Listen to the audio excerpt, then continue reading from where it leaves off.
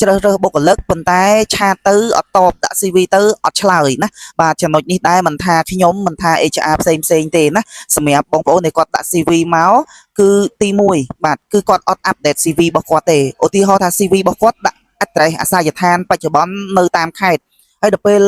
ខាងគេរើសបុគ្គលិកហ្នឹងនៅភ្នំពេញបាទអញ្ចឹងគឺគេខំតែឃើញ CV ហើយគឺគេអត់ចង់បានដោយសារភាគច្រើនបាទទាំង HR ទាំងម្ចាស់ក្រុមហ៊ុន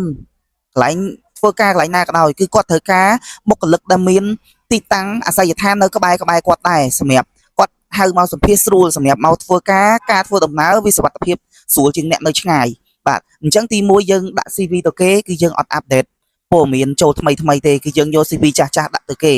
បាទអីអញ្ចឹងកុំឆ្ងល់ថាហេតុអីបានគេអត់តបយើងបាទហើយកាលខ្ញុំដាក់ធ្វើការដំបូងក៏អញ្ចឹងដែរបងប្អូនណាធ្វើការដំបូងគឺខ្ញុំអាប់ដេតថ្មីដាក់ឲ្យគេហើយបើខ្ញុំដាក់ទៅគេហើយគេអត់តបក៏អត់ជាបញ្ហាអីដែរណាធ្វើម៉េចយើងអត់ទាន់មានលក្ខណៈគ្រប់គ្រាន់លក្ខណៈសម្បត្តិគ្រប់គ្រាន់ក្នុងការសម្ភាសក្នុងការធ្វើការកន្លែងគេ